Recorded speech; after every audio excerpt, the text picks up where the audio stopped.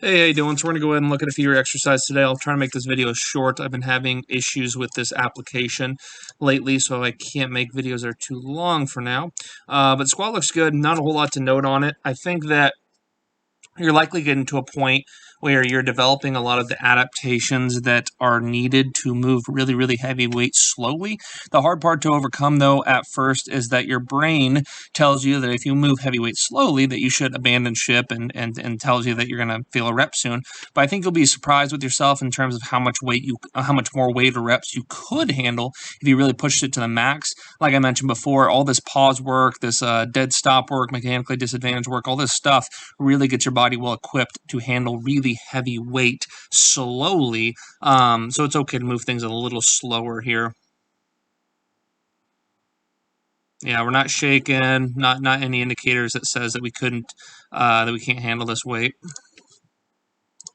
Yeah, so this rep, for example, looked good. I can tell we're getting closer to kind of our maximal load that we can handle, but you still powered through it just fine. Still looks like you have a little bit of extra weight in you if you wanted to. Looks real good there. The deadlift's looking a lot better. The only thing I would say is, yes, we want to get our shoulders back. No, we don't want to squat down too much. There's a balance here. What ends up happening if we squat down too much, yes, your shoulders will get back, but at the same time, first motion off the floor always ends up being forward. So watch it one more time. We squat down too low, come forward, and then that's first motion. Now with this weight, not going to be a big deal. You can manhandle it, you can power through it. But at the same time, let's be sure that we're not squatting down too much. We want our shoulders back, yes. It's okay maybe to squat down just a little bit more, but we're still trying to hinge, build tension, and not let our hips drop too low. Pen squat's looking good. Definitely got plenty of room to push things here, which is great. Exactly where I wanted to be this week. Yeah, no complaints here. The only thing I would say is I like the fact that we're going to a dead stop on the pens. I don't love the fact that we're going a little too fast on the eccentric. I always refer to it as kissing the pins. If you went to kiss your significant other with that kind of speed there, it would hurt. It'd give them fat lip. So we want to make sure that we're going down nice and slow, controlling the motion and not dropping on those pins too hard. You can see your elbow shake, body shake. Let's go ahead and control the eccentric real well. Try to kiss the pins nice and lightly. Come to a half a count dead stop, and then produce force from them. Your unrack is looking a bit better.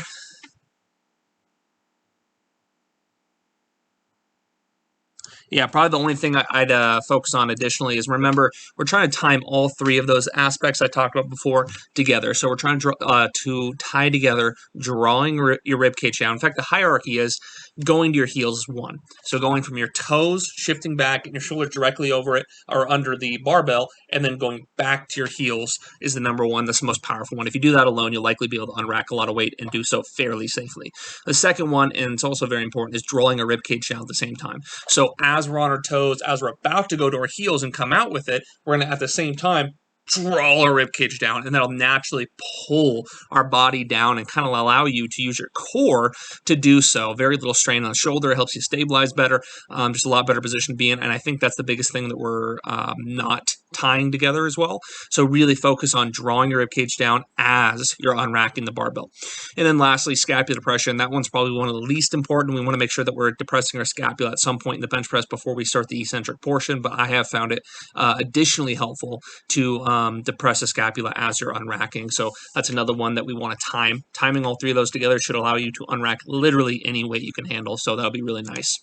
And with this conventional deadlift here, I kind of thought the same thing. So keep in mind, I like this compared to previous weeks. I like this a lot more. This looks better. Not saying we didn't progress. We definitely progressed. The one thing we want to be careful of is not squatting into it too much. We still should be working to get in a position. We still should be hinging, and we still should be trying to keep our hips fairly high. There's kind of a balance. If we drop our hips too low, our shoulders, if anything, get behind the bar, we lose tension. We can't create tension very well, and there's a giant wasted motion to start things off.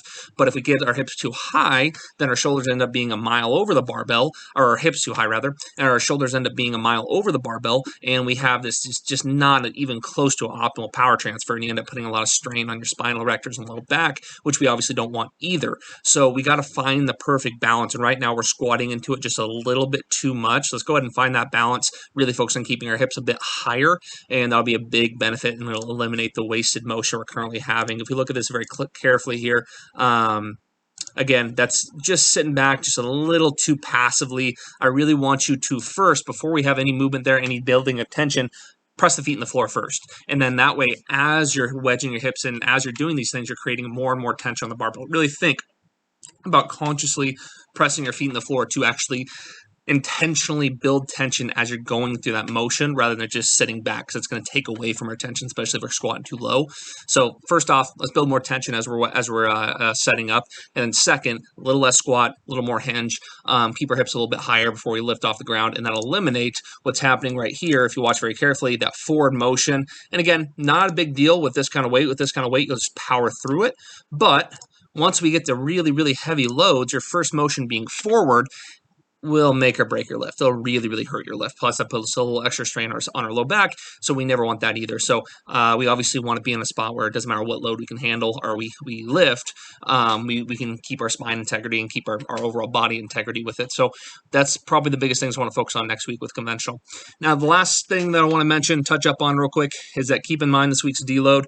So it seemed like you were using the appropriate load to start the first few days, which is really nice. Let's go ahead and continue that. Give your body a bit of a break. It's going to feel really nice going into next week. Yeah, let me know if you have any questions. Stay safe out there.